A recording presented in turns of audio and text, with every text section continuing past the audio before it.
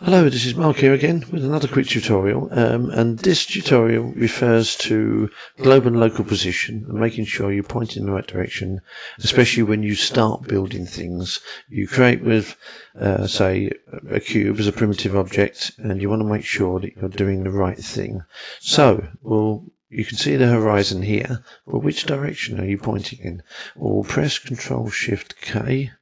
We'll open up a cube like so. We'll press F to center it. Press Escape to get rid of the shape settings.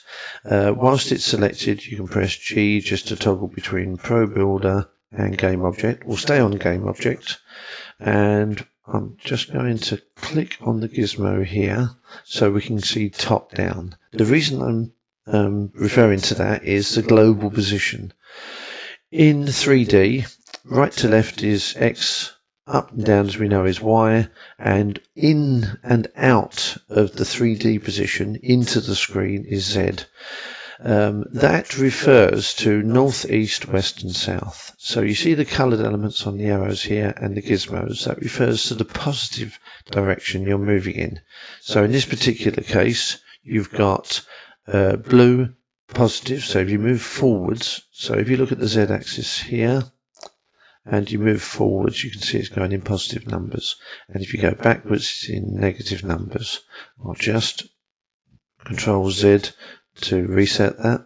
So effectively, going into it is north in the world position. That is where everything stems from. It's like a compass. Everything points north, and going backwards will conversely point south, which also means that the x-axis refers to east on the positive. So if you look at the x-axis on the transform on the right, top right-hand corner, it's going in positive numbers. And if you go that way, it's going in negative. So that's back and forward as well on the x-axis, which is side to side effectively. Control Z, like so, and we're back here again. Another way to make sure you know where you are, say for instance you're working on an object and you've moved it around and you're changing the sides or the underside or on top or the front, you need to know where you are. Look at the x-axis there. If you see on the gizmo the x is there, and in this particular case it's not, but normally if you're upright you'll see the y there. If we'll click on that again, if you're top down then you know that the blue Z is there. Again, forwards that on the x-axis, forwards on the Z. Another quick way is if you right click and just create a new camera. Now it's got some unusual numbers here, so we'll just click on the three dots and reset it. I'm just going to go down the plane down to 2 just to make that viewport nice and small. So I'll just zoom out a little bit. You can see it. Because it's zeroed, it's now pointing in the north direction. That's the default position. So if you've got the camera either top down or at the side here, or behind it I should say, it's pointing in the right direction. As mentioned, local and global position are different because, say for instance, on the camera or the cube, you can do either. In fact, I'll select both. Just undo that. And I'm just going to move both of them at 45 degrees.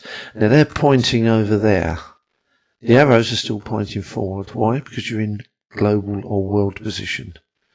If you click on local, you're pointing in local position, which effectively means you're pointing in the forward direction for the object you're referring to, which is either the camera or the cube or both. Okay, I'm going to explain the relevance of this in another tutorial, so I won't bore you too much in this one, but it's very important when you're working on objects to make sure you're pointing in the right direction in the first place, because otherwise you've got to start manipulating things and changing rotations and other things, and it gets a bit complex and a little bit bitty, and you want to make sure you do the right thing and keep everything in things like whole numbers and making sure they're pointing in the right direction, and zero everything as much as possible, especially when you want to create a prefab from the object you've created. If it's got lots of weird numbers, you bring it onto the screen again as a prefab. It's pointing in the right direction, you have to keep moving it. If you start from a nice zero position with your object you've created, actually I didn't zero that, If you keep it nice and 0 on everything, then the prefab stays at 0, and then you can move it wherever you want from there. But it's the launch point is global position, north and south, east and west. Hope that's been made clear. As I say, there'll be another tutorial to show some of the relevance of it when you're creating certain objects and making sure you do the right things. I'll see you on the next tutorial. Thanks a lot. Bye.